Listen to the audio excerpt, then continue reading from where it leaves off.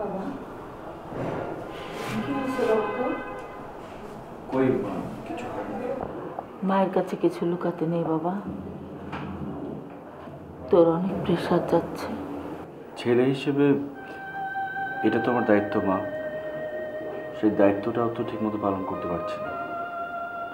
সুমনা বলছিল ৮০,০০০ টাকা হলেই ও টেইলারিংয়ের দোকানটা আবার চালু করতে পারবে। মা এত টাকা কোথায় পাবো? আমার বালা দুইটা বিক্রি করে দে। না মা, সেটার দরকার নেই। জসিম ভাইয়ের সাথে কথা হয়েছে, কোচিংয়ের চাকরিটা হয়ে যেতে পারে, দেখি একটা ব্যবস্থা হবে। তোমার বালা বিক্রি করার দরকার নেই। ঠিক আছে, তুই যা ভালো মনে করিস তাই করিস। আর ভাত খাবি? আর মা আমার খিদে নেই, তোমরা যাও খেয়ে নাও।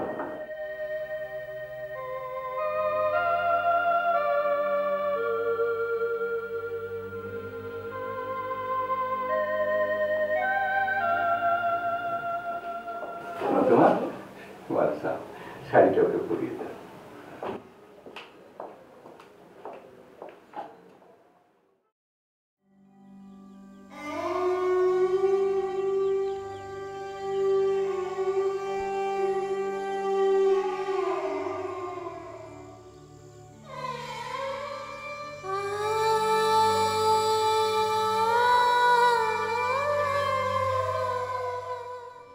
সূচনার মেসেজ।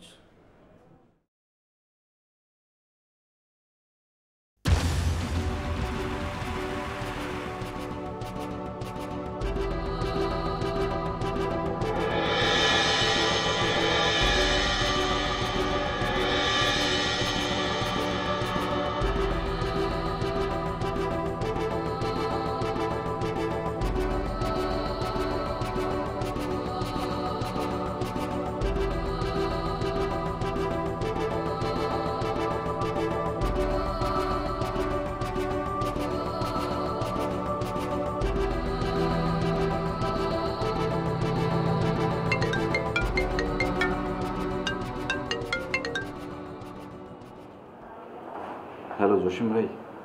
আচ্ছা শাহেদ, তুমি এক কাজ করো, আজ থেকে আমার কোচিংয়ে জয়েন করো।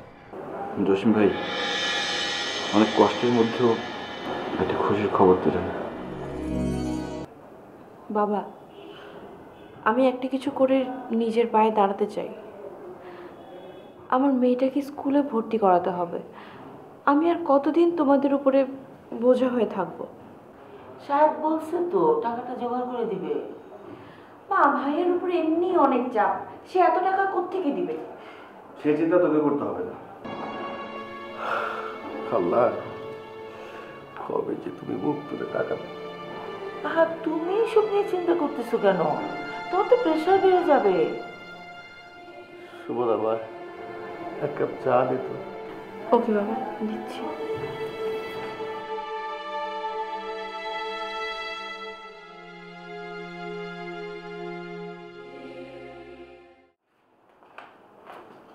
মা, আমার ফর্ম ফিল আপের টাকা লাগবে। আগে বলবি না? এখন মাসের শেষ, কোথায় পাবো টাকা? তাহলে কি পরীক্ষা দেওয়া হবে না? শাহেদ আসুক, দেখি কি করা যায়। 17 তারিখ লাস্ট ডেট, এই বলে গেল।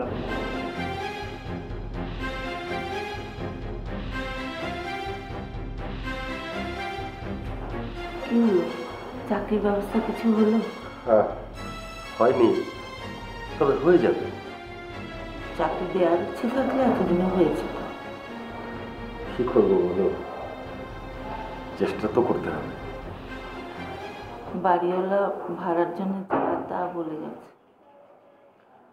হ্যাঁ, শাহেদ আসুক, দেখি ধার দেনা করে হলেও তো বাড়িওয়ালার টাকাটা শোধ করতে হবে। এই যান্ত্রিক শহরে বাড়িওয়ালাদের কাছে ভাড়াটিয়ারা একেবারেই অসহায়। বাড়িওয়ালার দোষ কি? 3 মাসের ভাড়া বাকি পড়েছে, ওনার জায়গায় তুমি হলে তাই করতে। তা ঠিক। আচ্ছা, সুমনা কই? ওকে তো দেখছি না। একটু বাইরে গেছে, হয়তোবা টাকার জন্য। মেয়েটার পোড়া কপাল। ওর একটা মাথা গোজার ঠাঁই হলে মরেও শান্তি পেতাম। যা হওয়ার হয়েছে, এ নিয়ে আর দুঃখ করে লাভ নেই। দেখো একটা ভালো ছেলে দেখে ওকে আবার বিয়ে দেওয়া যায় কিনা। ও যে একরোখা, ও তো বিয়ে করতে রাজি হবে না। আমরা তো আর সারা জীবন বেঁচে থাকবো না, তাই না? ওর ভালো মন্দ ওকে বুঝতে দাও। খিদে লেগেছে, রান্না কিছু হয়েছে, খেতে দাও তো। হ্যাঁ, তুমি আসো, আমি রেডি করি।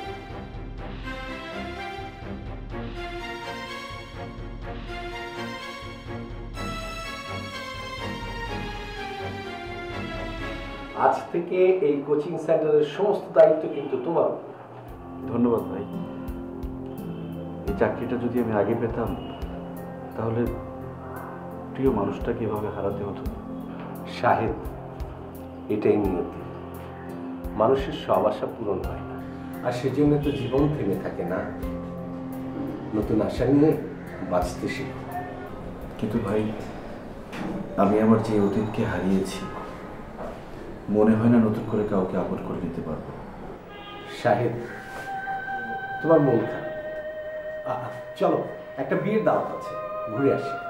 না ভাই, আপনি যান প্লিজ, আমার যেতে ইচ্ছে করছে না। আর এমনি না, একা একা যেতে ইচ্ছে করছে না। অনেক বড় লোকের মেয়ের বিয়ে, বিরাট আয়োজন। চলো তো, চলো। না ভাই, আরে চলো, চলো, মন ভালো হয়ে যাবে। কাম।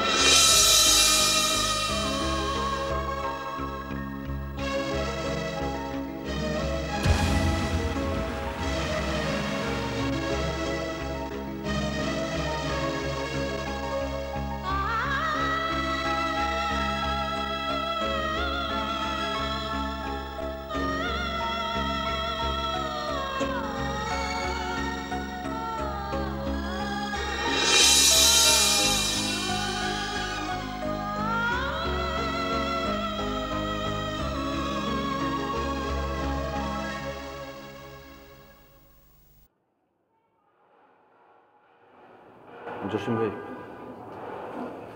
আমার ভালো লাগছে না, আমি বাইরে আছি। তুই তুই তাহলে কালকে সময় মতো কোচিংয়ে চলে আসিস।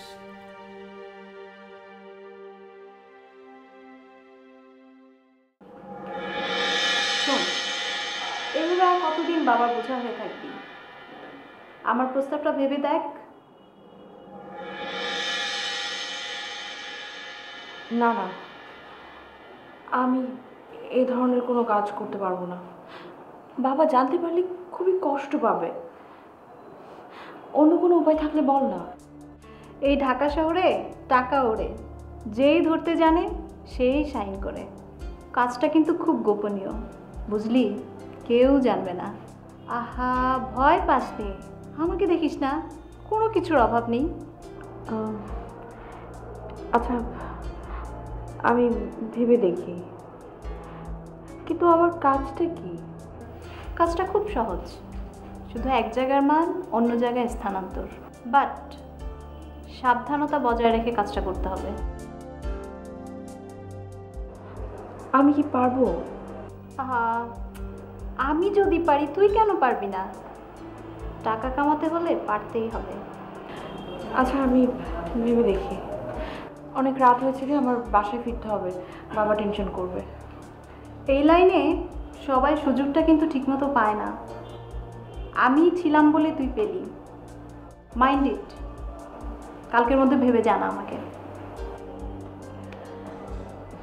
ওকে, বাই। হ্যাঁ।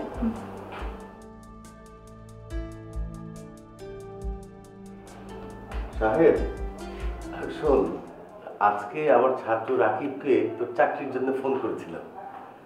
বাবা, ওনাকে শুধু ফোন করে লাভ নেই। তুমি ওনাকে যতটা আপন ভাবো, ওই তো সেই ভাবে লোক না। কেন? সে তো বললো যে তোর চাকরির জন্য চেষ্টা করবে। বাবা, সময় মানুষকে অনেক পরিবর্তন করে দেয়। আমি বুঝতে পেরেছি উনি শুধু শুধুই আমাকে ঘুরিয়েছেন। তোমাকে বলিনি তুমি মন খারাপ করবে, কষ্ট পাবে, তাই। রাকিবকে তুমি চিনতে ভুল করেছো। শাহেদের সাথে কথা না বলে ওকে ফোন করা তোমার ঠিক হয়নি। আসলে আমি এতটা বুঝতে পারিনি। শাহেদ, বাড়িওয়ালা। বাবা, জসিম ভাইয়ের কোচিংয়ে আমার চাকরি হয়েছে। আগামীকাল 1 মাসের বেতন অ্যাডভান্স দিয়ে দিবে। বাবা, ভাড়া তো 3 মাসের টাকা বাকি। সেটা নিয়ে তোমরা ভেবো না, আমি বাড়িওয়ালার সাথে কথা বলবো। বাবা, জনির ফর্ম ফিল আপের টাকা দিতে হবে 17 তারিখের মধ্যে। আচ্ছা, এত টাকার প্রেশার কেন ওকে দিচ্ছ? তোমার বড় ভাইয়ের কাছ থেকে না হয় 1050 টাকা লোন নাও না। না না, আমি আমার ভাইয়ের কাছে টাকার জন্য হাত পাততে পারবো না। মা, তোমাকে টাকার জন্য কারো কাছে হাত পাততে হবে না। আমি দেখছি।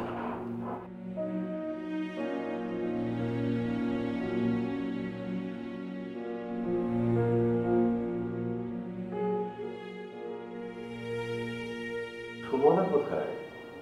এখনো তো এলো না, এত রাত হয়ে গেছে। ওর বন্ধুর বাড়িতে গেছে, যার সঙ্গে বলে গেছে একটু রাত হবে।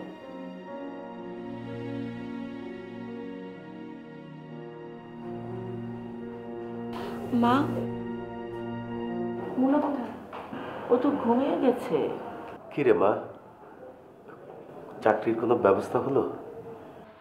এখনো কোনো পাকা কথা হয়নি বাবা, তবে মনে হচ্ছে হয়ে যাবে। দোয়া করো।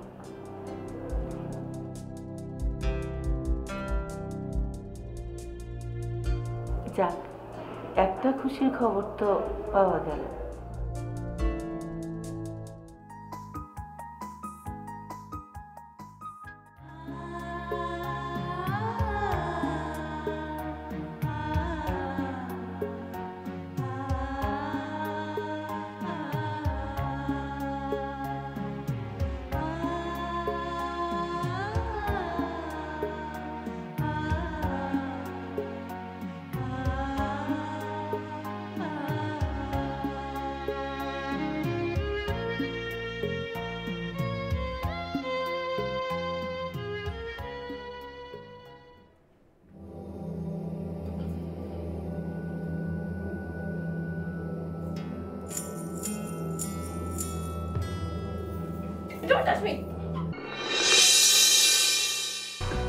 আমি কিন্তু বাড়াবাড়ি একদম পছন্দ করি না।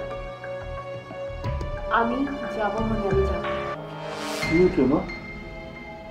আমি তো কিছুই বুঝতে পারছি না। আমার কি অপরাধ ছিল বাবা, যে কারণে এত বড় একটা শাস্তি আমাকে পেতে হলো? কি বলছিস তুই? শিল্পপতি ছেলে দেখে বিয়ে দিলাম, আর একটা দিন যেতে না যেতেই তুমি কি চাও একটা মদখোর মাতালের সাথে আমি সংসার করি? এই লাইনে টিকে থাকতে হলে 3টা জিনিস মনে রাখা খুব প্রয়োজন।